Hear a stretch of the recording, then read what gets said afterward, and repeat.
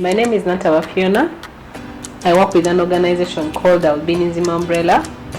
This is an NGO that works for persons with albinism in Uganda, and I have a disability called albinism. Albinism is brought about, this is a genetic condition that is inherited from both parents, the mother and the father. Yes, we have a few challenges that we face as persons with albinism. We have an issue we have a health challenge like the skin and then the eyes, whereby with the skin we cannot work under the sun for a long period of time. But me myself, I've ever participated in the electoral processes where I went to vote, but I faced a number of challenges. For example, the environment challenge, where I was made to queue in a long to queue with other people. It was a bit a long line, and it was an open space, so this was a bit challenging. That I was really exposed to the sun, and which it puts my life in tension, whereby I can be affected, or I can suffer from skin cancer, which can lead to death. And as persons with albinism, we also face a number of challenges. As we all know, that this condition is associated with so many myths and misconceptions. For example, when you look at my skin, someone thinks that I am not able, which is wrong. So looking at a person like me coming to contest for any position, to engage in any electoral act, or they look at us as we are not able because of our skins, and this is because they do not understand the condition. So this has really affected us, that we are discriminated, and this has limited us from participating in the political processes, because we are stigmatized, and this puts our confidence low, so that to participate in such processes. And then, when you look at the forms, I don't know, I think they are called the voters forms that are used when voting. They are really not accessible, because the formats in which they are made, they do not really accommodate a person with albinism who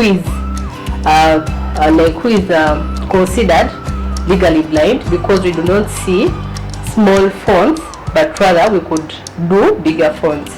But when you reach to the electoral processes, the forms that are printed are really small, like in the smaller fonts that do not accommodate my participation in the processes. And then when we look at also the condition, what I forgot to tell you about is many persons with albinism come from very humble backgrounds. They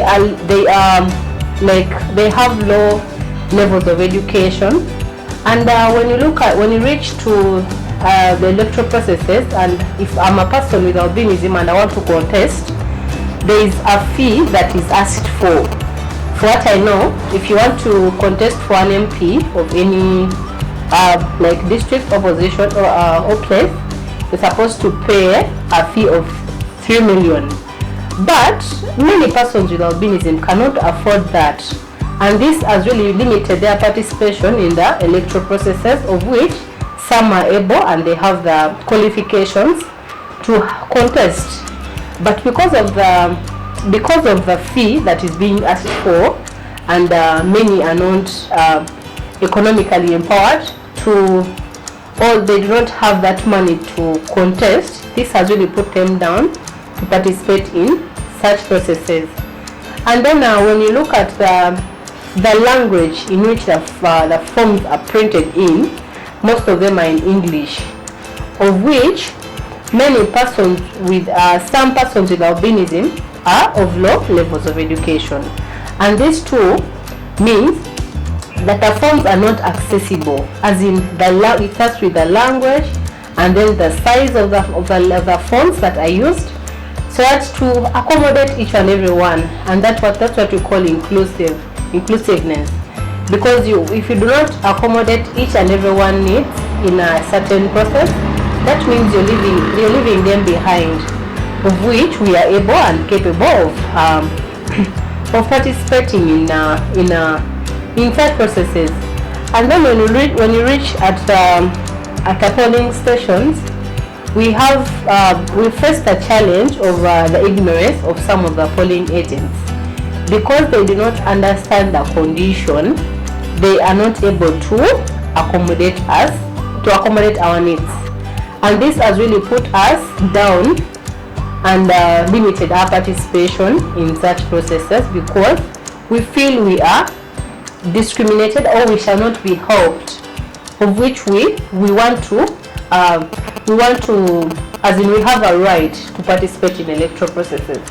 So with this, it has really limited us, our participation, because we are stigmatized at the polling stations where we go for elections. And then maybe what I can say lastly is my ask to the Electoral Commission is to provide accessible formats, accessible electoral forms, those forms that they use during elections. They should be accessible, as in the font, maybe the language, so that it can accommodate each and every one needs. I do not need another person to read for me, because voting is supposed to be done by me myself. I do not need a helper. But if they are made accessible for me, I feel I can participate on my own, and I'll have that confidence to do it by myself. And then another thing that I would ask is persons with albinism to be given affirmative action, like in other countries. Affirmative action means that yes, as I shared, many persons with albinism are not able to pay the money that is being asked for, but we have the qualifications to participate or to contest in any position. So given the affirmative action, we see that we can enjoy our rights like any other person, not being limited by maybe the financial status, but only because we have the capabilities. And lastly, that I could ask for is whenever we are conducting elections, I could ask the Electoral Commission to put into consideration the environment, whereby have places that are conducive to accommodate the needs of different persons with disabilities. Like I said, many polling stations are put in spaces, meaning we queue in the sun and we do not have anywhere to shield from. So my humble appeal to you is, please consider having polling stations in a safer space that really accommodate me as a person with albinism to enjoy my right to elections. Thank you.